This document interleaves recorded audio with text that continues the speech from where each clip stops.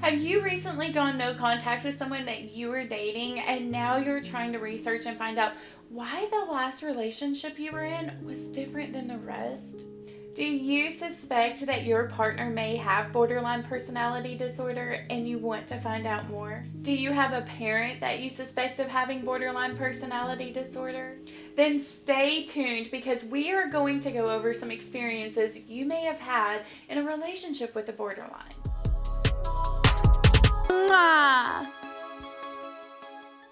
Borderline personality disorder is a mental health condition characterized by unstable self-image, relationships, and moods. Someone with BPD may experience fluctuating shifts in their emotions and struggles with a sense of identity. It can often lead to impulsive behaviors and can significantly impact daily functioning.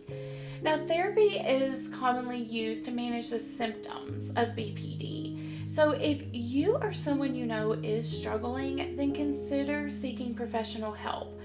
Reach out to someone in your local area that is an expert in personality disorders.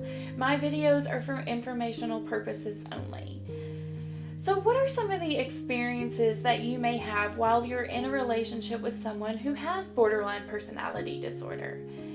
Well, I have talked to many people with borderline personality disorder, as well as the loved ones of those individuals with BPD. And from hours and hours of those conversations, I've compiled a list of experiences that I found fairly common within the relationship dynamics of borderlines. So what are those? Well, one experience that I found fairly common among individuals in relationships with borderlines was the feeling of having to walk on eggshells. Partners of the borderline felt like they had to tiptoe around certain things with the borderline because there was no telling how the borderline would react. Even children of someone who has borderline personality disorder may find themselves being super cautious around a parent or tiptoeing around the parent with BPD in order to avoid triggering this intense emotional reaction. So for example, there may be certain topics that you just try to absolutely avoid talking about. I know I worked with this one client whose girlfriend had a lot of trouble navigating the relationship that he had with his children.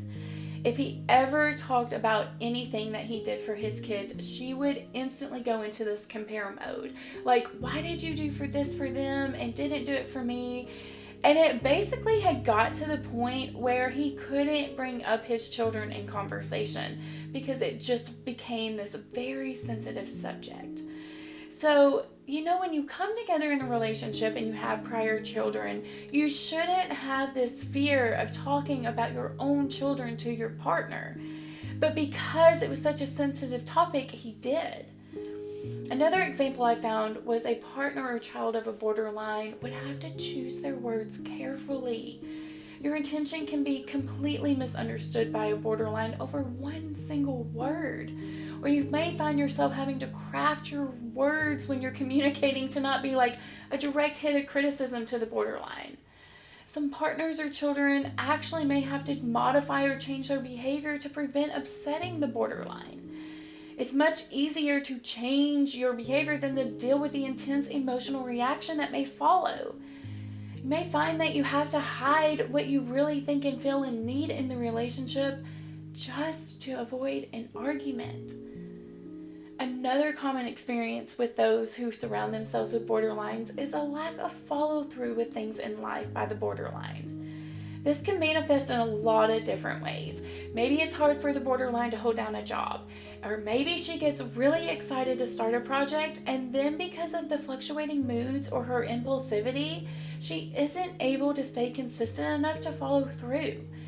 Staying committed to one thing can be more challenging to a borderline than others. I know it can be difficult for some borderlines to actually agree to plans that are far away because a borderline may not exactly know how they will feel on that day.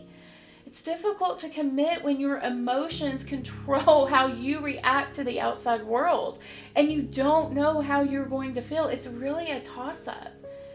You may find yourself feeling like there is just always going to be a test going on. A borderline may test someone in their life as a way of reassurance, or as a way to see if the person stays and doesn't abandon them, or to see how loyal you are to them.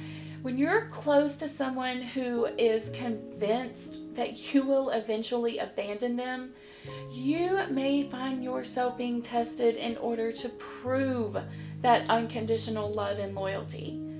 For example, I saw this meme that represents perfectly what I'm talking about. So this girl asked her boyfriend, "Would you still love me if I was a worm?" as a way to validate his love for her. But he responds and says, "I'd use you for bait to fish," and this girl takes it to heart.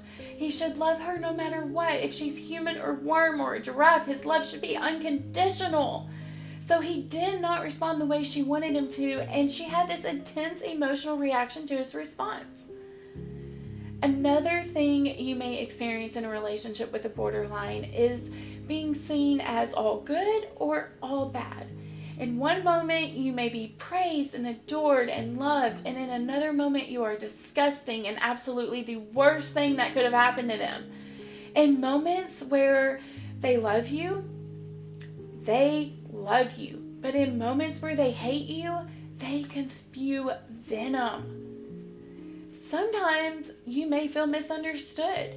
You have good intentions, but they just can't see it, and it gets mixed up or misconstrued because they are hurt and unable to decipher what true love is, because they have this mixed up perception of what love really is, and that is frustrating.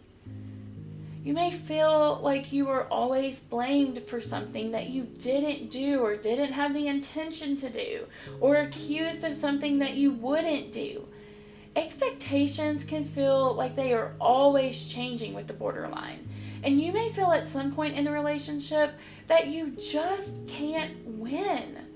You don't ever get to have a chance to feel seen or heard in the relationship, because sometimes your point of view just doesn't matter. Now, this is just a few of the experiences that you may find when you're in some type of relationship dynamic with a borderline.